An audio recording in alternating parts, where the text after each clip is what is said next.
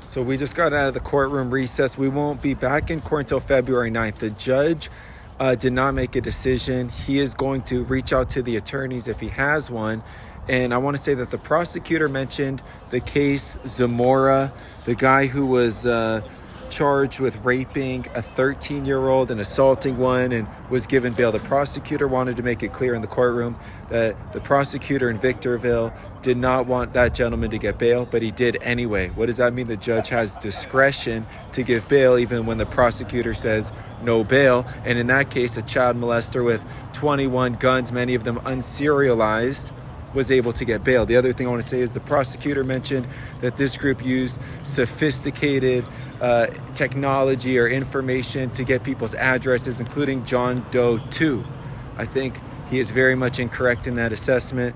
And this group and people should be given bail. They are not a threat to society. Okay, guys, like I said before, thank you for being here. Give yourself a hand if you're not filming. You're doing great to support all of the Justice 8. Now, it really should be the 7 by now, but we'll keep it at the 8, okay? All right, let me start off by saying I talked to Alex in the attorney room. None of the other lawyers were there talking to their client, but it was important for me to recap what happened in court today with Alex. And I said, what do you want me to tell the people? And that's you people here and anyone else who's tuning in and watching what is happening. And Alex told me he's in a 4-foot by 8-foot cell. Half of it is being taken up by his cot. He has a toilet in the back. So imagine that. There's more. Technically, he's 23 hours a day in his cell with only 1 hour outside of his cell. However, he told me that he's been in there up to 36 hours because if they give him his out time in the morning and then the next day they give it to him at night, that can be up to 36 hours. Wow. So what I'm saying is that we're probably gonna have to talk with Christian Contreras, and this is what's happening. The law on this is called Title 15. And Title 15 sets forth the rules for what we call conditions of confinement. And so if he's being, the homies call it getting slammed down. Okay, so Alex is being slammed down for up to 36 hours in a 4-foot by 8-foot box. He's in the hole right now. Wendy's in the hole right now because they spoke to each other. Now, to my knowledge, there was no court order prohibiting any of the defendants from speaking to each other. And we call that a protective order that restricts your freedom. So what I'm saying is they're both in the hole for something they did not know they were not supposed to do. So let that sink in. Alex told me he does push-ups and he reads books in that small cell. And he told me that he's reading a book called The New York 21. And it turns out, I'd never heard of this book, okay? Because it's from New York. But let me tell you what he told me. He told me that the New York 21 in 1969 were Black Panthers. And they were activists, and they all got arrested with 189 felonies and 30 counts of conspiracy. Tupac Shakur's mother was one of the New York 21. She spent 11 months in jail with a no bail hold until she was acquitted at her trial. And if you're saying to yourself, Rosenberg, this sounds familiar. This sounds like what's happening in 2024. If you're saying that to yourself, you're in good company. You're not wrong. You're not exaggerating. Now look, I'm a former community organizer, but I'm a lawyer on this. I have to stay in my lane and focus on the legal analysis. But maybe something in my updates, it's gonna be you people who are going to make the difference. It's your voice that needs to be heard. Alex told me that he knows there's drama, he knows there's division with groups now. And he said that's people's way of grieving during this tragedy. So that's a message directly from Alex that only I can share with you. Alex does not want to see them win through drama, through infighting, through division, because that's the tactic that he told me is happening in this case right here, right now. Now, you heard what the prosecution said.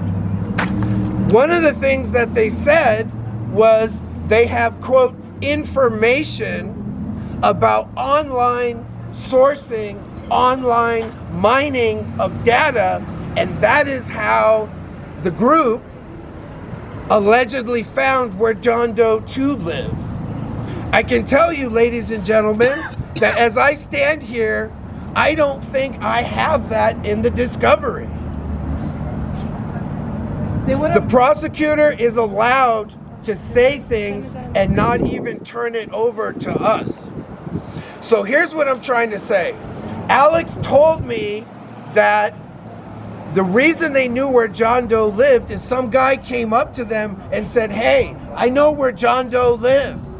Now you remember during the hearing when Judge Wilkerson said, "Is that the guy who lived near the police station?" So what that tells me is that the judge heard my argument.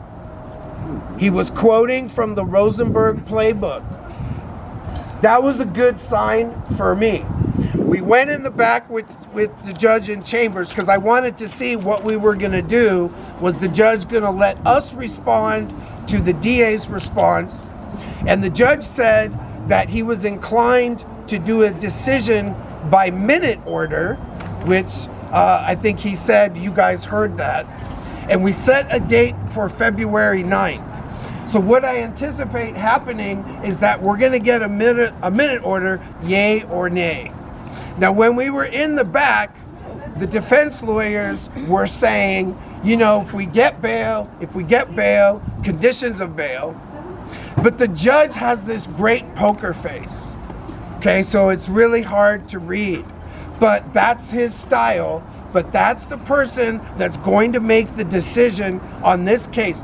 This is our last opportunity to argue for their release unless we have another change in circumstances. And so you saw the prosecutor basically trying to say that 3 judges have already said by clear and convincing evidence that there's a substantial likelihood of harm to the alleged victims as well as the public at large. So what he's trying to do is say, Your Honor, you should not have the courage to come up with a remedy, set terms and conditions, house arrest, stay off social media, don't contact the co-defendants, do not try to contact, research anything about John Doe 1, 2, or 3. But you remember what I said to that? When I argued bail, I told the judge, Your Honor, Judge Rodriguez let Goulet, Jaguar, Acevedo out. And she told him, no social media. Do not contact the co-defendants. Do not contact the victims. So why is it that Jaguar got out and everyone else stayed? Why? What's the difference? That could be an equal protection under the law argument. And I made that argument. So if judge comes back and says, I'm finding there are no lesser restrictions to guarantee Alex coming to court and not presenting harm or threats of harm to the public, then we're gonna have to take out a writ. And that's why I asked for the transcript of today's hearing as well as our last bail review. And then I remembered that I had to do it at court expense. So yet again, this is what the judge said. He went in the back, he wanted to do a little research, and he basically came back and said, Rosenberg, I have never seen a private attorney ask for a transcript at court's expense. And I told the judge, I practice all over Southern California, okay? I told the judge, Your Honor, my client is sitting in jail with no bail. He is presumed to be indigent. And even if he has a private lawyer, the case law is very clear. It's not third parties who hire the lawyer, it's the defendant's indigency that the court must find. So yet again, this is another obstacle to pursuing writ relief. The judge is going to get back to me in 24 hours.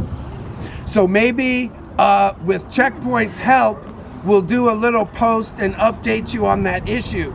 Because remember, I'm not going to file a writ without the transcript because I want the reviewing court to see all the arguments, everything the DA said, everything the judge has said. But I will tell you, I believe we won the judicial lottery by getting in front of Judge Wilkerson. I believe Judge Wilkerson has an open mind. I believe he's listening to the defense lawyers and he's giving us a fair hearing. So I am not disparaging Judge Wilkerson for how he is a judge. But obviously, I believe that Alex should get out, right? Get Alex out. Get Alex out. Get Alex out. Get Alex out. Get Alex out. Get Alex out. Get Alex out.